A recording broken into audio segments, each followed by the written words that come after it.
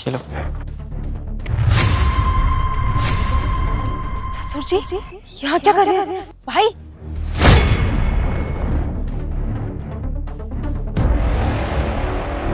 कितना बुढ़ा है, इसके बावजूद लड़की छेड़ेगा। अरे सत्यम, ये तुम क्या कर रहे हो? इस बेचारे को क्यों मार रहे हो? चुप करो जतिन, वो जो भी कर रहा है ना बिल्कुल सही कर रहा है, तुम रोको मत उसे। अरे जीजा जी मैं बिल्कुल सही कर रहा हूँ, आप देख नहीं रहे हो क्या? ये दीदी को छेड़ रहा है, इनकी टांगे पकड़ पकड़ के खींच रहा है ये। छेड़ रहा था? अरे सत्यम, जैसा तुम समझ रहे हो वैसा कुछ भी नहीं है। अरे बेचारा लाचार गरीब इतनी ठंड में ऐसे बैठा हुआ है, क्या पता उससे खाना मांग रहा हो ये। जतिन मेरा भाई ना बिल्कुल सही बोल रहे हैं। जब तुम कंबल बांट रहे थे ना यहाँ पर, तो ये बुढ़ा मेरे पैर खींचने की कोशिश कर रहा था। और तुम ये भी तो देखो ना, जब मेरे हाथों में खाना है ही नहीं, तो ये बुढ़ा मेरे से खाना कैसे मांगेगा? अरे शिवानी, क्या पता वो बेचारा गूंगा हो इसलिए तुम्हारे पैर पकड़ रहा हो। अरे जतिन मानती हूँ मैं कि ये गूंगा है, पर अंधा तो नहीं है ना? इसे क्या दिख नहीं रहा कि हमारे हाथों में खाना नहीं है? और रही बात कंबल बांटने की, तो हम सबको लाइन से कंबल बांट तो रहे हैं ना। इस बुढ़े को मेरा पैर खींचने की क्या जरूरत थी? इस बुढ़े को तो ना और मारना चाहिए था। मेरा भाई जो कर रहा है ना बिल्कुल सही कर रहा है। सत्यम, जरा शकल दिखाना इस बुड्ढे की। जतिन क्या जरूरत है इस मनहूस बुड्ढे की शक्ल देखने की? मेरा तो ना यहाँ पे खड़ा होने का भी मन नहीं कर रहा। और हमने कंबल बांट दिए ना, चलो चलते हैं हम यहाँ से। अरे माना शिवानी, जो भी तुम बोल रही हो वो सब ठीक है, और जो भी उसने किया वो उसके कर्म है, पर हमें तो अपने कर्म अच्छे से निभाने चाहिए ना। और जरा तुम उस बेचारे की हालत तो देखो, वो ठंड से कांप रहा है। एक काम करते हैं, हम कंबल तो बांट ही रहे हैं ना, एक कंबल इसे भी दे देते हैं। जतिन कैसे इंसान हो तुम? वो बुढ़ा तुम्हारी बीवी को छेड़ने की कोशिश कर रहा है और तुम उसी के साथ इंसानियत दिखा रहे हो। ठीक है जीजा जी, आपको कंबल ही तो बांटने हैं ना, मैं कंबल बांट दूंगा, आप घर चले जाओ। आप चिंता मत करो, मैं इसको कंबल दे दूंगा। जाओ आप घर जाओ। हाँ जतिन चलो हम घर चलते हैं, चलो चलो। अरे मेरा पैर छोड़ो, मेरा पैर क्यों पकड़ा तुमने? पैर छोड़ो मेरा, अरे छोड़ो पैर मेरा।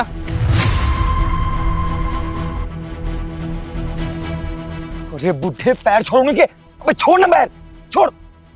क्या कर रहा है? पैर छोड़ दे, छोड़। अरे छोड़ो।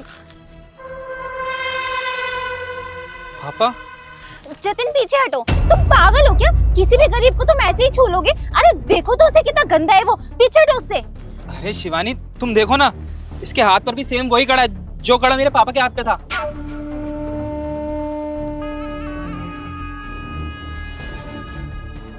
जतिन तुम कैसी बातें कर रहे हो? दुनिया में इसके जैसे सिर्फ एक ही कड़ा हो सकता है क्या? बाकी भी तो हो सकते हैं ना। अरे शिवानी, मैं मानता हूँ कि ऐसे कड़े बहुत होंगे, लेकिन मैंने अपने पापा के कड़े पर नाम लिखवाया था, और देखो ना सेम इस कड़े पर भी पापा का नाम लिखा हुआ है। जतिन पापा जी यहाँ पर कहाँ से आएंगे?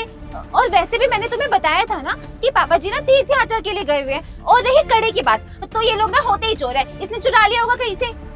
अरे जीजा जी, कहाँ फालतू में इस भिखारी के चक्कर में पड़ रहे हो? आपको अपने ऑफिस में जाना है, अपना जाके काम करो। क्या कड़े वड़े देख रहे हो? आपको जीजा जी जरूर कोई वहम हुआ है, ये आपके पापा थोड़ी हैं। दीदी लेके जाओ ना। हाँ जतिन, मेरा भाई बिल्कुल सही कह रहा है, तुम्हें ना वहम हो रहा है। चलो हम चलते हैं। ठीक है, मैंने मान लिया कि मेरा वहम हो सकता है, लेकिन जब तक मैं इनकी शकल नहीं देख लेता ना, मैं यहाँ से जाने वाला नहीं हूँ। जतिन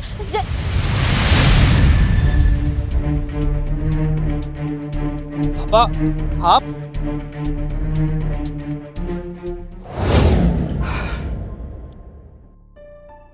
शिवानी, मैं वॉशरूम से भी हो आया, लेकिन पापा कहीं दिखाई नहीं दिए। कहाँ है पापा? अरे पापा जी ना तीर्थ यात्रा पर गए हैं। तीर्थ यात्रा पर? उन्होंने तो मुझे बताया भी नहीं। अरे रुको, मैं उन्हें कॉल करता हूँ। अरे जतिन कॉल करने का कोई भी फायदा नहीं है। पापा जी ने बोला कि मुझे सिर्फ पूजा पाठ पे ध्यान देना है, इन सब पर नहीं, इसीलिए वो फोन भी नहीं लेकर गए।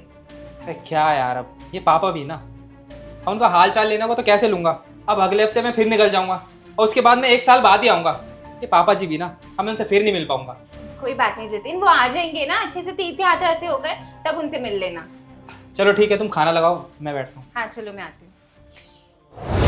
अरे जतिन ये तो हमारे पापा जी हैं, पर ये तो तीर्थ यात्रा पे गए थे ना, ये यहाँ पर कहाँ से आ गए? हाँ शिवानी, मैं भी वही सोच रहा हूँ कि पापा यहाँ कैसे आए। पापा आप यहाँ कैसे आए? आप ठीक तो हो ना? पापा क्या हुआ, बोलिए ना। बेटा भैया ये बोलेंगे कैसे, ये तो पागल हो चुके हैं। क्या मतलब? मैं कुछ समझा नहीं। आप इनको पापा क्यों बोल रहे हैं? आप इनके बेटे हैं क्या? हाँ मैं इनका बेटा ही हूँ, पर ये कुछ बोल क्यों नहीं रहे?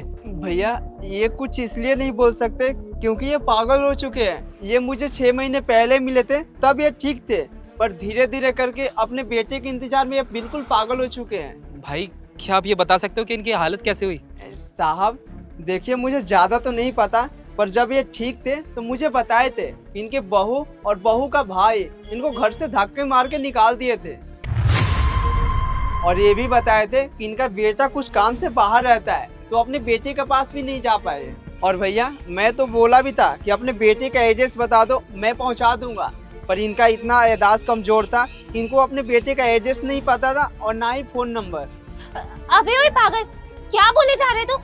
जतिन तुम किसी की भी बातों में आ जाओगे क्या? चुप करो शिवानी, तुम झूठ ये नहीं, झूठ तुम बोल रही हो। अगर मेरे पापा तीर्थ यात्रा पे गए हुए थे तो ये यहाँ क्या कर रहे हैं? अरे भैया आप खुद सोचिए ना, अगर ये तीर्थ यात्रा पर जाते तो इनके पास बैग होता, पैसे होते, और जब से ये मिले हैं तो ना इनके पास बैग था ना पैसे था। और ये तो खुद बताए थे कि इनके बहू और बहू का भाई खुद धक्के मार के घर से बाहर निकाल दिए थे, और ये जब से आए हैं एक ही कपड़ा में बैठे हैं, जो मिलता है खाते हैं और यहीं पर सो जाते हैं। अरे नहीं नहीं जीजा जी, आप इनकी बातों पे कैसे विश्वास कर सकते हो? मुझे पक्का पता है इसी ने इनके साथ कुछ ना कुछ गलत किया होगा, यही चोर है और इसकी वजह से इनकी ऐसी हालत हुई है। अरे नहीं भैया, मैं बिल्कुल सच बोल रहा हूँ, मेरी बात पर यकीन कीजिए। अगर आपको मेरी बात पर अभी भी यकीन नहीं हो रहा है ना, तो आप यहाँ CCTV कैमरा लगा हुआ है, उसमें चेक करा सकते हैं।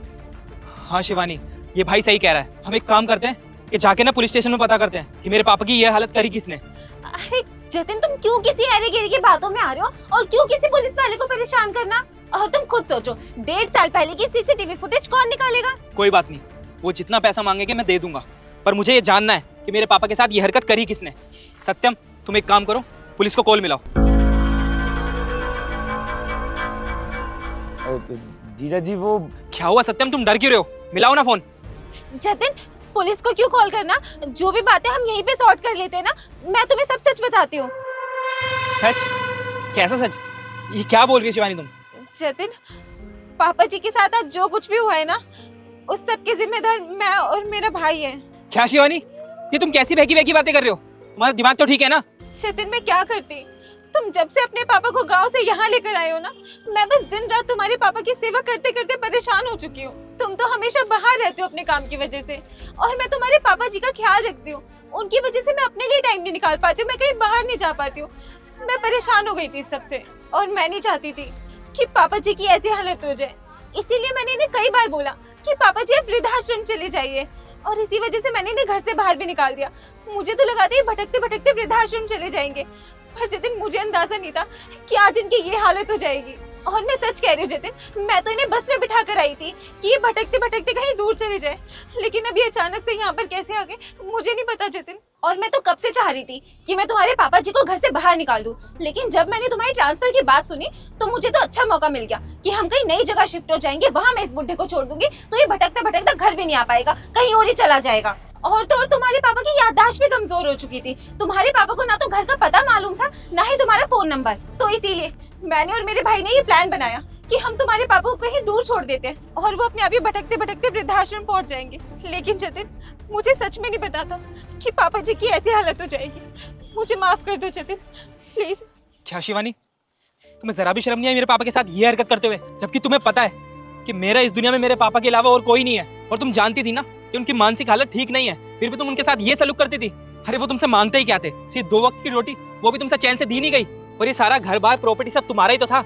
रहती आराम से एंजॉय करती। मेरे पापा तो कुछ दिन के मेहमान थे, अरे कम से कम उनका बुढ़ापा तो ठीक से जीने देती। और तुझे मैं इस घर में लेकर आया, पढ़ाया लिखाया, इतने पैसे खर्च किए तुझ पर, इसीलिए ताकि तू मेरे पापा के साथ नीच हरकत करे। तुम दोनों के मुंह लगने का ना कोई फायदा नहीं है। तुम दोनों घर जाना, अपना सामान पैक करना और निकल जाना मेरे घर से, वो भी हमेशा हमेशा के लिए। अपने पापा का ख्याल मैं खुद रख लूंगा। चुप करो तुम, मैंने बोला ना मैं तुम्हारी कोई बात नहीं सुनने वाला। अगर तुम्हें मेरे पापा से फर्क नहीं पड़ता ना, तो मुझे भी तुम्हारे घर वालों से कोई फर्क नहीं पड़ता। दफा हो जाओ यहाँ से।